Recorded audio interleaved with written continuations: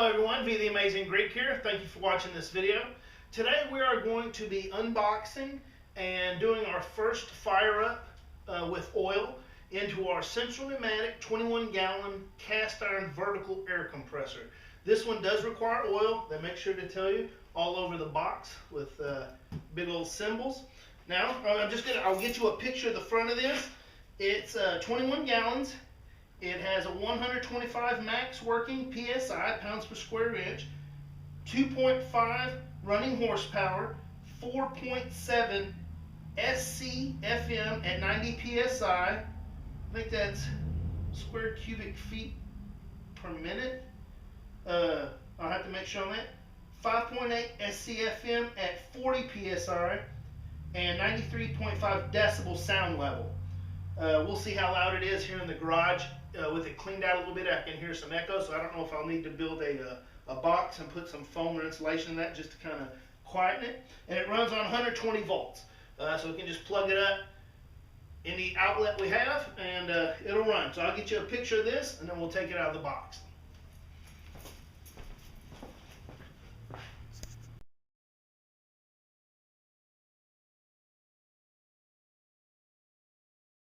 Okay, so the compressor comes double boxed. This box is encased over this, and it's sitting in there in that foam. Now, to get that out of that foam, I had to hold that with my feet and grab where the handles, in the back there's some nubs, with my fingers and lift out. It'd be a lot easier if you had help to do that. And also in with it, the handle that will attach back there.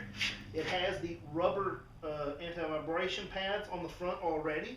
It's got the two wheels. Here's the hardware for mounting the handle. It's got a muffler, which we'll put here. It goes right in there. And the tire mounting hardware. Real simple stuff. Of course, the book says make sure you unplug it, switch it off before you do any work to it. And of course it's common sense, but if you don't think about it. And they got what I like, the start guide right on there. It's it's not just in the book. It's what I like about my chainsaw. The instructions are right on there, so you don't have to find them. Reminders, hey, check your oil, don't forget. It's got a startup guide here also. On the back, it has a typical airline setup. The book, I glanced through it, and they show you how to set up. Say you have a set of tools that are non-lubricated and other tools that do get lubricated. They show you how to set that up, depending on if you have a stand-up or they should call it a lay-down style. The book goes through all that. And always don't forget, read the manual, just so you're familiar with how this works and the dangers associated with it, so that you can be safe using stuff like this. Okay, so putting this together, the fixtures for the wheels, 19 millimeter. The Allen head bolts, there's two on each side that go through the holes, and the rod is threaded. Those are 5 millimeter. And the muffler, what do they call that thing? Air filter. Is 7/8. Now I used the wrench not to tighten it, but to snug it. I didn't want to mess it up, and it has the shape for it, so I used it. Now it says for startup to turn the power switch off, which they have covered in a safety tape. They don't want you doing anything. It's like, hey, oil required, oil required. So they want you to turn it off and make sure it's unplugged. And then we break it in like this. You turn it off, you unplug it, you insert a male coupler right here that's open, and open it. It says to, what does it say? Fully open all regulators and valves. Then we plug in the power cord, we turn it on. So they did not say to add oil. I can't believe it doesn't say that in the book. If you're just reading this and you go through it and follow it, wow. Seriously.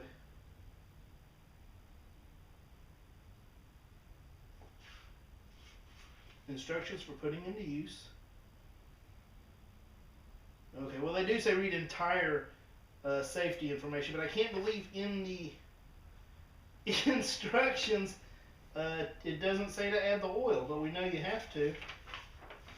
Wow, that's just odd. Checking the oil, okay, and that tells you in the checking the oil section, you have your sight glass here. It has a red circular dot. In the middle is where you want to be. On the top, if you go on the top of the circle, you're high, over full. If you go below the circle, you're low. It's real simple. It does say if you're going to start it and the temperature's below 32 degrees that you might want to drain the oil and use a different viscosity than the one that they give you, which I think they said is 30 weight. And yeah, it's a SAE 30 weight non-detergent air compressor oil. And if you're going to run it in cold weather, it's been below 32, use SAE 10W non-detergent air compressor oil. Don't use multi-viscosity. It doesn't recommend that. So we'll put the oil. I'm going to read over the entire manual again.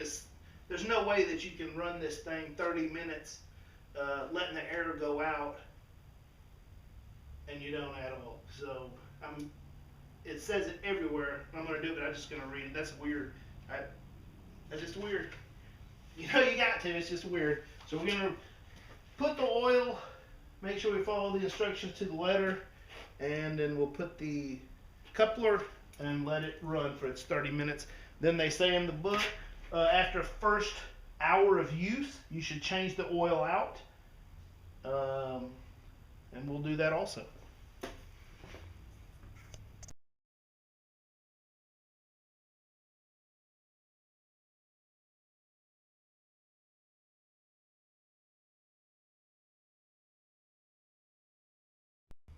Alright, so I'm slowly filling this up. It tells you here. I'm going to get a new camera. It's low. You have the red circle. See? And if your oil line is on the bottom part of the circle, you're low. So I slowly add it because I can see in this glass tube here as I add the oil through the little funnel, I can see it working its way around. So I can give it a little, and let it work its way. And we don't want to be over the top of the circle because they call that overfill. And that's not good for it either. More oil in the engine is not always. So add a little bit at a time.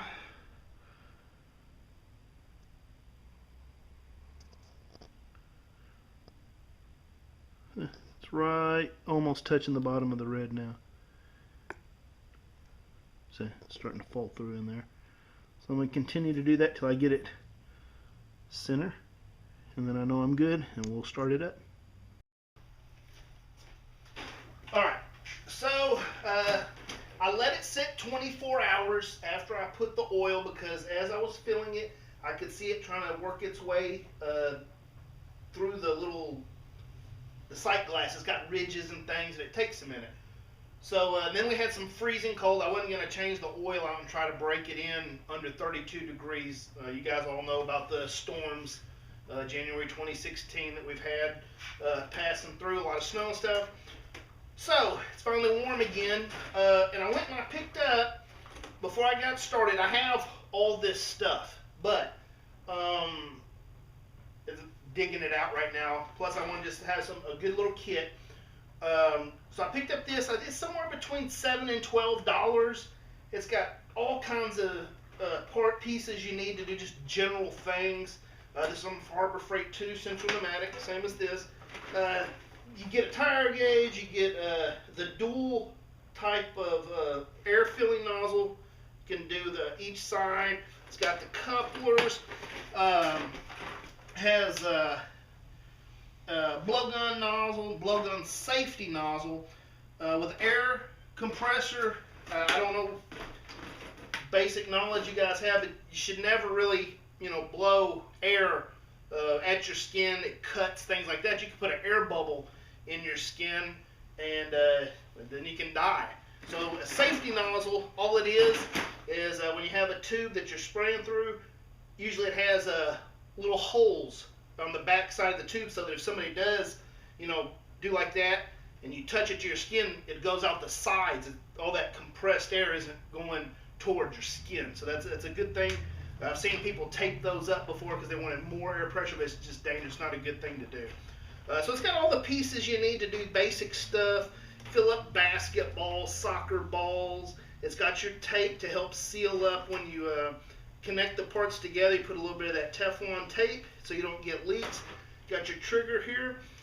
And I have air tool oil. What I typically do, I don't have a system yet set up like I explained in the book. It tells how to do a oil lubricated tools line and a non-lubricated line. So me, I just put a couple drops in the tool before I get started, but I am going to set up a line system because I think that's pretty cool. So I'm going to put the male adapter into the receptacle here, into the female, and that way pressure's not building up in here like it said we wanted that first half hour, where it's just compressing, not compressing, it's generating, working through the motor, not building up compression and putting more strain on the motor. We're going to run it that half hour first, and just it'll be an open system basically, blowing out air.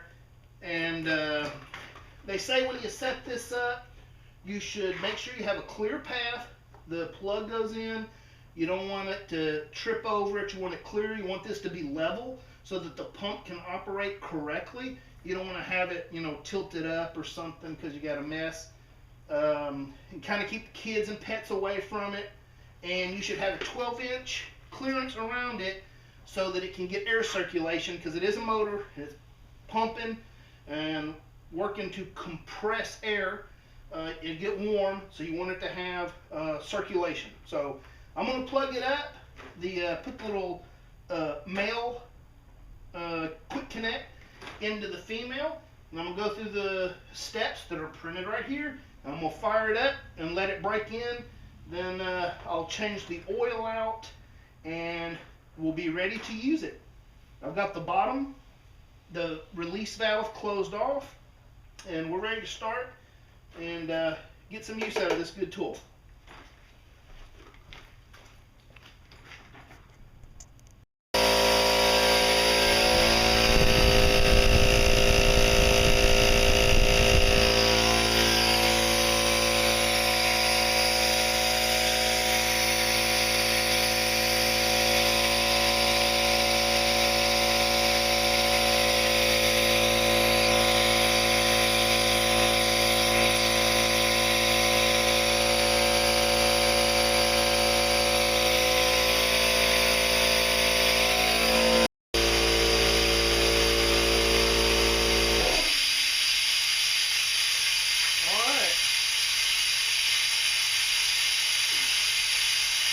So it ran its half hour.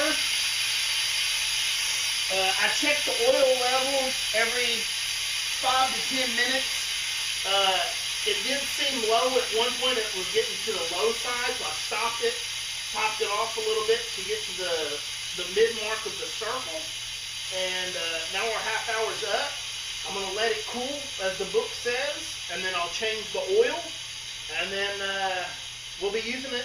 Different projects we have that we get involved with, and you'll see it in use through other videos, and we'll see how it does. But not that bad to set up and get going. Just where I touched a little bit, it does have just a hair bit of heat here. Not really that hot actually, but you don't want to accidentally shoot your hand on it too hard though. Earlier when I was pointing over to these valves here, when I turned it on at first, it was running. I didn't hear any air coming out of here, or hear it or feel it. The valve, they have it closed when they ship it, so you got to open it up a little bit so that air can come out of there. But other than that, running like it's supposed to. Like I said, I'll change out the oil, put the new and then we'll be able to, fill up the car tires and blow debris, all kinds of stuff. Use the air tools. I have a few that I have from other jobs I've had before. We had air compressors everywhere. We used air tools, and hopefully it'll do as promised. Thanks for watching, and I'll catch you on the next video. Thank you.